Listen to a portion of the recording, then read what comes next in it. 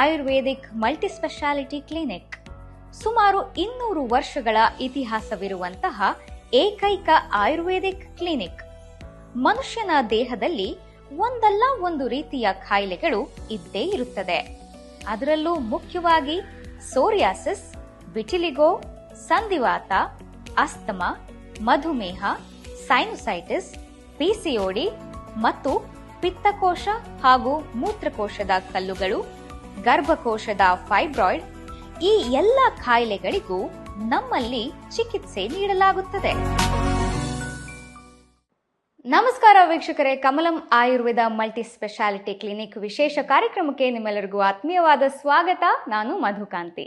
ವೀಕ್ಷಕರೇ, ಭಾರತದ ಪ್ರಾಚೀನ ಆಯುರ್ವೇದ ಚಿಕಿತ್ಸಾ ಪದ್ಧತಿಯಲ್ಲೇ ಇಡೀ ಬೆಂಗಳೂರಾಗಿರ್ಬೋದು ಅಥವಾ ಹೊರ ಜಿಲ್ಲೆಗಳಾಗಿರ್ಬೋದು, ಅಲ್ಲಿಂದ ಬಂದು ಚಿಕಿತ್ಸೆ ಪಡೆದುಕೊಂಡಂಥ ಪೇಷಂಟ್ಸ್ಗಳಿಂದಲೇ ನಂಬರ್ 1 ಆಯುರ್ವೇದ ಚಿಕಿತ್ಸಾ ಕೇಂದ್ರ ಅಂತ ಅನ್ಸ್ಕೊಂಡಿರುವಂಥ ಕಮಲಂ ಆಯುರ್ವೇದ ಮಲ್ಟಿ ಸ್ಪೆಷಾಲಿಟಿ ಕ್ಲಿನಿಕ್ನಲ್ಲಿ ಇವತ್ತು ನಾವಿದ್ದೀವಿ.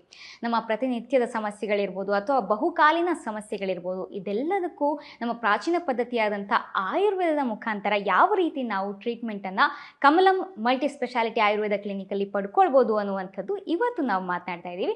ಹಾಗೆ ಬಹಳ ಮುಖ್ಯವಾಗಿ ಇವತ್ತು ನಮ್ಮ ಜೊತೆಗೆ Kamalam Ayurveda multi speciality ಕ್ಲಿನಿಕ್ನ consultant ಆಗಿರುವಂಥ ಡಾಕ್ಟರ್ ಬಿಂದುಶ್ರೀ ಮೇಡಮ್ ಇದ್ದಾರೆ. ಮೊದಲಿಗೆ ಅವ್ರನ್ನ ಕಾರ್ಯಕ್ರಮಕ್ಕೆ ಸ್ವಾಗತ ಮಾಡ್ಕೊಳ್ಳೋಣ. ನಮಸ್ತೆ ಮ್ಯಾಮ್, ಕಾರ್ಯಕ್ರಮಕ್ಕೆ ಪ್ರೀತಿಯ ಸ್ವಾಗತ. ನಮಸ್ತೆ ಮ್ಯಾಮ್, ಥ್ಯಾಂಕ್ ಯು. ವೀಕ್ಷಕರೇ, ಆರ್ಥ್ರೈಟಿಸ್ ಸಮಸ್ಯೆ. ಈಗ ಆರ್ಥ್ರೈಟಿಸ್ ಸಮಸ್ಯೆ ಅಂದರೆ ಯಾವುದೇ ಒಂದು ಏಜಲ್ಲಿ ಬೇಕಾದರೂ ಬರ್ಬೋದು. ಚಿಕ್ಕ ವಯಸ್ಸಲ್ಲಿ ಬರ್ಬೋದು ಅಥವಾ ಮಿಡಲ್ ಏಜಲ್ಲಿ ಬರ್ಬೋದು. ಮುಂಚೆ ಎಲ್ಲ ನಾವು ಹಳೆ ಕಾಲದವ್ರಿಗೆ ಆರ್ಥ್ರೈಟಿಸ್ ಬರುತ್ತೆ ಅನ್ನುವಂಥದ್ದು ಕೇಳ್ತಾ ಇದ್ವಿ. ಆದರೆ ಈಗ ಎಲ್ಲರಿಗೂ ಕೂಡ ಕಾಲು ನೋವು, ಕೈ ನೋವು ಅಥವಾ ಆರ್ಥ್ರೈಟಿಸ್ ಬಂದಿದೆ ಅನ್ನುವಂಥದ್ದು ನಾವು ಕೇಳ್ತಾ ಇದ್ದೀವಿ. ಹಾಗಾದರೆ ಈ ಆರ್ಥ್ರೈಟಿಸ್ ಸಮಸ್ಯೆ ಅಂದರೆ ಏನು? ಅದಕ್ಕೆ ಆಯುರ್ವೇದದಲ್ಲಿ ಹಾಗೆ Kamalam Ayurveda multi speciality ಕ್ಲಿನಿಕ್ನಲ್ಲಿ treatment ಯಾವ ರೀತಿಯಾಗಿ ಪಡ್ಕೊಳ್ಬೋದು, ಪಡ್ಕೊಂಡ ನಂತರ ವಾಸಿಯಾಗಿ ಯಾವ ರೀತಿಯಾಗಿ ಸಂತೋಷವಾಗಿ ನೀವು ಹೋಗ್ಬೋದು ಅನ್ನುವಂಥದ್ದು ಇವತ್ತು ನಾವು ಮಾತನಾಡ್ತಾ ಇದ್ದೀವಿ. ಹಾಗಾದ್ರೆ ಬನ್ನಿ ಡಾಕ್ಟರ್ ಹತ್ರ ಕೇಳಿ ತಿಳ್ಕೊಳ್ಳೋಣ ಯಾವ ರೀತಿ ಟ್ರೀಟ್ಮೆಂಟ್ ಆಯುರ್ವೇದದಲ್ಲಿ ಇರುತ್ತೆ, ಹಾಗೆ ಕಮಲಂ ಮಲ್ಟಿ ಸ್ಪೆಷಾಲಿಟಿ ಕ್ಲಿನಿಕ್ನಲ್ಲಿ ಆರ್ಥ್ರೈಟಿಸ್ಗೆ ಟ್ರೀಟ್ಮೆಂಟ್ ಇರುತ್ತೆ ಅನ್ನುವಂಥದ್ದು. ಮ್ಯಾಮ್, ಮೊದಲಿಗೆ ಆರ್ಥ್ರೈಟಿಸ್ ಅಂದರೆ ನಾವೇನು ಅಂದ್ಕೊಂಡಿರೋದು, ಏನು ಕಾಲು ನೋವು ಬರುತ್ತೆ, ಕೈ ನೋವು ಬರುತ್ತೆ ಅನ್ನುವಂಥದ್ದು. ಬಹುಮುಖ್ಯವಾಗಿ ಆರ್ಥ್ರೈಟಿಸ್ ಅಂದರೆ ಏನು?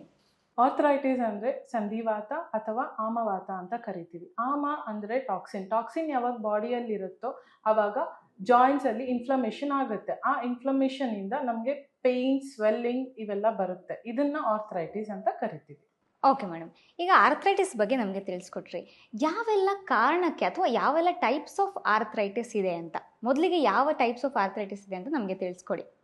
ಟೈಪ್ಸ್ ಆಫ್ ಆರ್ಥ್ರೈಟಿಸ್ ಅಂದರೆ ಆಸ್ಟ್ರೋ ಆರ್ಥ್ರೈಟಿಸ್ ಇರುತ್ತೆ, ರುಮಟೆಡ್ ಆರ್ಥ್ರೈಟಿಸ್ ಇರುತ್ತೆ, ಸೂರಿಯಾಟಿಕ್ ಆರ್ಥ್ರೈಟಿಸ್ ಇರುತ್ತೆ, ಗೌಟ್ ಇರುತ್ತೆ. ಈಗ ಸೂರಿಯಾಟಿಕ್ ಆರ್ಥ್ರೈಟಿಸ್ ಅಂತ ಅಂದರೆ ಸೂರಿಯಾಸಿಸ್ ಬಂದಾಗ ನಾವು ಟ್ರೀಟ್ಮೆಂಟ್ ಯಾವಾಗ ತಗೊಳ್ಳದೆ ಸುಮ್ಮನೆ ಮನೆಯಲ್ಲೇ ಇದ್ದರೆ ಅದನ್ನ ಜಾಯಿಂಟ್ ಪೇಯ್ನ್ಗೆ ಕನ್ವರ್ಟ್ ಆಗುತ್ತೆ.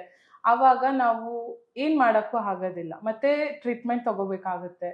ಇದನ್ನು ನಾವು ನಮ್ಮ ಕಮಲಂ ಹಾಸ್ಪಿಟ್ಲಲ್ಲಿ ನಾವು ಟ್ರೀಟ್ ಮಾಡ್ತೀವಿ. ಮತ್ತು ಆಸ್ಟ್ರಿಯೋ ಆರ್ಥ್ರೈಟಿಸ್ ಅಂದರೆ ಪೇನ್ಸ್ ಬರುತ್ತೆ, ಜಾಯಿಂಟ್ ಪೇನ್ಸ್ ತುಂಬ ಬರುತ್ತೆ, ಮತ್ತು ಸ್ವೆಲ್ಲಿಂಗ್ ಬರುತ್ತೆ.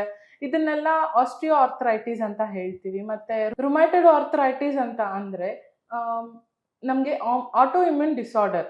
ಅದು ಬಂದು ನಮಗೆ ನಾವು ಲೈಫ್ ಸ್ಟೈಲ್ ಹೇಗಿರುತ್ತೋ ಹಾಗಿರುತ್ತೆ. ಅದನ್ನು ನಾವೇನಾದರೂ ಟ್ರೀಟ್ ಮಾಡದೆ ಹಾಗೆ ಬಿಡೋದಾದರೆ, ನೆಗ್ಲೆಕ್ಟ್ ಮಾಡಿ, ನಮಗೆ ಆರ್ಗನ್ಸ್ ಡ್ಯಾಮೇಜ್ ಆಗೋ ಚಾನ್ಸಸ್ ತುಂಬ ಇರುತ್ತೆ.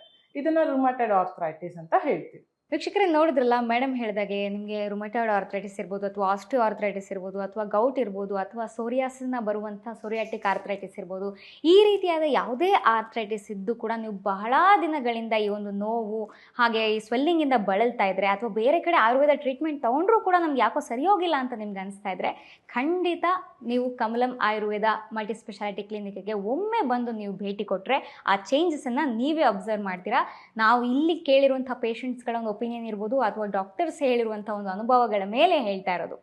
ಹಾಗಾದರೆ ಇನ್ನಷ್ಟು ಆರ್ಥ್ರೈಟಿಸ್ ಬಗ್ಗೆ ಮಾಹಿತಿನ ಪಡ್ಕೊಳ್ಳೋಣ ಬನ್ನಿ. ಓಕೆ ಮ್ಯಾಮ್, ಆರ್ಥ್ರೈಟಿಸ್ ಯಾವ ರೀತಿಯಾಗಿರುತ್ತೆ ಎಲ್ಲ ತಿಳಿಸ್ಕೊಟ್ರಿ, ಬಟ್ ಯಾವೆಲ್ಲ ಕಾರಣಕ್ಕೆ ಬರುತ್ತೆ ಹಾಗಾದರೆ ಆರ್ಥ್ರೈಟಿಸ್ಸು? ಕಾರಣಗಳು ಅಂತ ತಗೊಳ್ಳೋದಾದ್ರೆ ಡಯಟ್ ಚೇಂಜಸ್, ಯಾವಾಗ ಊಟ ವಿಚಾರದಲ್ಲಿ ಚೇಂಜಸ್ ಆಗುತ್ತೋ. ಈಗ ನೈಟ್ ಶಿಫ್ಟ್ ಅಂತ ತಗೊಳ್ತೀವಿ. ನೈಟ್ ಶಿಫ್ಟ್ ಮಾಡೋರು ಊಟ ಟೈಮ್ ಕರೆಕ್ಟಾಗಿ ತಿನ್ನೋಕ್ಕಾಗಲ್ಲ. ಬೆಳಗ್ಗೆ ಹೊತ್ತು ಮಲಗಿರ್ತಾರೆ, ರಾತ್ರಿ ಹೊತ್ತು ಕೆಲಸ ಮಾಡ್ತಿರ್ತಾರೆ. ಸೊ ಊಟ ಕರೆಕ್ಟಾಗಿ ತಿನ್ನೋಕ್ಕಾಗಲ್ಲ, ಇದರಿಂದನೂ ಬರುತ್ತೆ. ಮತ್ತು ಡ್ರೈ ವೆದರ್ ಅಂದರೆ ನಿಮಗೆ ಗೊತ್ತಿರುತ್ತೆ, ಯಾವಾಗ ನಾವು ಓಡಾಡೋದಂದರೆ ಡ್ರೈ ವೆದರಲ್ಲಿ ಯಾವಾಗ ಜಾಸ್ತಿ ಇರ್ತೀವೋ ಆವಾಗಲೂ ಸಹ ನಮಗೆ ತುಂಬ ಪೇಯ್ನ್ಸ್ ಬರೋ ಚಾನ್ಸಸ್ ತುಂಬ ಇರುತ್ತೆ. ಮತ್ತು ಊಟ ಕರೆಕ್ಟಾಗಿ ಮಾಡಬೇಕು. ಲೈಕ್ ಬಿಸಿ ಊಟ ಮಾಡೋದು ಒಳ್ಳೆಯದು ಮೈಗೆ. ಬಿಕಾಸ್ ತಂಗ್ಳನ್ನ ತಿನ್ನೋದಾದ್ರೆ ನಮಗೆ ನೆನ್ನೆ ಮೊನ್ನೆ ಅಂತ ಮಾಡಿಟ್ಟಿರ್ತಾರೆ ಮನೆಯಲ್ಲಿ, ಅದನ್ನೆಲ್ಲ ತಿನ್ನೋದಾದ್ರೆ ನಮ್ಮ ಮೈಗೆ ಸರಿ ಬರಲ್ಲ. ಮತ್ತು ಸ್ಟ್ರೆಸ್ ನಮ್ಮ ಬಾಡಿಯಲ್ಲಿ ಯಾವಾಗ ಜಾಸ್ತಿ ಆಗುತ್ತೋ ಆವಾಗ ನಮಗೆ ಪೇಯ್ನ್ಸ್ ಬರೋದೇ ಆಗಲಿ, ಇಲ್ಲ ಹಾರ್ಮೋನಲ್ ಇಂಬ್ಯಾಲೆನ್ಸ್ ಆಗೋದೇ ಆಗಲಿ, ಇವೆಲ್ಲ ಕಾರಣಗಳಿರುತ್ತೆ. ವೀಕ್ಷಕರೇ, ನಿಮ್ಮ ಯಾವುದೇ ಆರೋಗ್ಯ ಸಮಸ್ಯೆಗಳಿದ್ರೂ ಕೂಡ ನೀವು ಪರ್ಫೆಕ್ಟ್ ಆಯುರ್ವೇದ ಟ್ರೀಟ್ಮೆಂಟನ್ನು ತಗೊಳ್ಬೇಕು ಅಂತಿದ್ರೆ ಖಂಡಿತ ಕಮಲಂ ಆಯುರ್ವೇದ ಮಲ್ಟಿ ಸ್ಪೆಷಾಲಿಟಿ ಕ್ಲಿನಿಕ್ಗೆ ನೀವು ಭೇಟಿ ಕೊಡಬೇಕು. ಆದರೆ ಯಾವ ರೀತಿ ನಾವು ಬಂದು ಭೇಟಿ ಕೊಡಬೇಕು, ಯಾವ ರೀತಿ ಅಪಾಯಿಂಟ್ಮೆಂಟ್ ತೊಗೊಳ್ಬೇಕು ಗೊತ್ತಿಲ್ಲ ಅಂತಂದರೆ ಸ್ಕ್ರೀನ್ ಮೇಲೆ ನಂಬರ್ಸ್ ಡಿಸ್ಪ್ಲೇ ಆಗ್ತಾ ಇದೆ, ನೀವು ಕಾಲ್ ಮಾಡಿ ಹೆಚ್ಚಿನ ಮಾಹಿತಿಯನ್ನು ಪಡ್ಕೋಬೋದು. ಅಥವಾ 3rd ಬ್ಲಾಕ್ ರಾಜಾಜಿನಗರಲ್ಲಿ Kamalam Ayurveda multi speciality clinic ಇದೆ, ಡೈರೆಕ್ಟಾಗಿ ಬಂದು ನೀವು ಭೇಟಿಯನ್ನು ಕೊಡ್ಬೋದು. ನಿಮ್ಮ ಯಾವುದೇ ಆರೋಗ್ಯ ಸಮಸ್ಯೆಗಳಿದ್ರೂ ಕೂಡ ಕಂಪ್ಲೀಟಾಗಿ ಆಯುರ್ವೇದದ ಮುಖಾಂತರ ಕ್ಯೂರ್ ಮಾಡ್ಕೋಬೋದು. ಓಕೆ ಮೇಡಮ್, ಹಾಗಾದರೆ ಈ ಒಂದು ಆರ್ಥ್ರೈಟಿಸ್ ಸಾಕಷ್ಟು ಟೈಪ್ಸ್ ಆಫ್ ಆರ್ಥ್ರೈಟಿಸ್ ಹೇಳಿದ್ರಿ.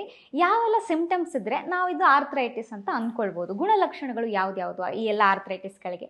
ಗುಣಲಕ್ಷಣಗಳು ಅಂತ ತಗೊಳ್ಳೋದಾದರೆ ನಾವು ಮಾರ್ನಿಂಗ್ ಸ್ಟಿಫ್ನೆಸ್ ಬರುತ್ತೆ, ಮತ್ತು ಜಾಯಿಂಟ್ ಪೇನ್ಸ್ ತುಂಬ ಬರುತ್ತೆ, ಸ್ವೆಲ್ಲಿಂಗ್ ಇರುತ್ತೆ ಜಾಯಿಂಟ್ಸಲ್ಲಿ, ಎಸ್ಪೆಷಲಿ ಜಾಯಿಂಟ್ಸಲ್ಲಿ ತುಂಬ ಸ್ವೆಲ್ಲಿಂಗ್ ಇರುತ್ತೆ. ಮತ್ತು ಮಾರ್ನಿಂಗ್ ಸ್ಟಿಫ್ನೆಸ್ ಅಂದರೆ ಎದ್ದಾಗ ಬೆಳಗ್ಗೆ ಬೆಡ್ಡಿಂದ ಎದ್ದೇಳಕ್ಕೂ ಆಗಲ್ಲ ಅವರಿಗೆ, 30 ನಿಮಿಷ ಆದರೂ ಬೇಕಾಗುತ್ತೆ ಅವ್ರ ಜಾಯಿಂಟ್ಸ್ ಎಲ್ಲ ಸರಿ ಆಗೋಕ್ಕೆ. ತುಂಬ ಸುಸ್ತಾಗುತ್ತೆ, ಅವ್ರು ಇಲ್ಲಿಂದ ಒಂದು ಸ್ವಲ್ಪ ದೂರ ನಡೆಯೋಕ್ಕೂ ಆಗಲ್ಲ, ತುಂಬ ಸುಸ್ತಾಗಿರುತ್ತೆ. ಮತ್ತು ಪದೇ ಪದೇ ಜ್ವರ ಬರುತ್ತೆ ಅವ್ರಿಗೆ. ಜ್ವರ ಬಂದಾಗ ಒಂದು ಸುಮ್ಮನೆ ಹೋಗ್ಬಿಟ್ಟು ಹಾಸ್ಪಿಟ್ಲಲ್ಲಿ ಇಲ್ಲ ಕ್ಲಿನಿಕಲ್ಲಿ ಹೋಗಿ ಅವ್ರು ಇಂಜೆಕ್ಷನ್ ತೊಗೊಳ್ಳೋದೇ ಆಗಲಿ, ಇಲ್ಲ ಟ್ಯಾಬ್ಲೆಟ್ಸ್ ತೊಗೊಳ್ಳೋದಾದರೆ ಈ ಥರ ಮಾಡಿಕೊಂಡು ಸುಮ್ಮನಾಗ್ಬಿಡ್ತಾರೆ. ಅವ್ರಿಗೆ ಗೊತ್ತಾಗಲ್ಲ ಇದು ರುಮಟೆಡ್ ಆರ್ಥ್ರೈಟಿಸಾ ಏನು ಎತ್ತ ಅಂತ ಏನೂ ಗೊತ್ತಾಗಲ್ಲ. ಸೊ ಇದರಿಂದ ನಾವೇನು ಹೇಳ್ತೀವಿ ಅಂದರೆ, ನಮ್ಮ ಕಮಲಂ ಹಾಸ್ಪಿಟ್ಲಿಗೆ ಬಂದರೆ ಟ್ರೀಟ್ಮೆಂಟ್ ನಾವು ಏನು ಕೊಡಬೇಕು ಅದನ್ನು ಕೊಟ್ಟು ನಾವು ವಾಸಿ ಮಾಡ್ಕೊತೀವಿ.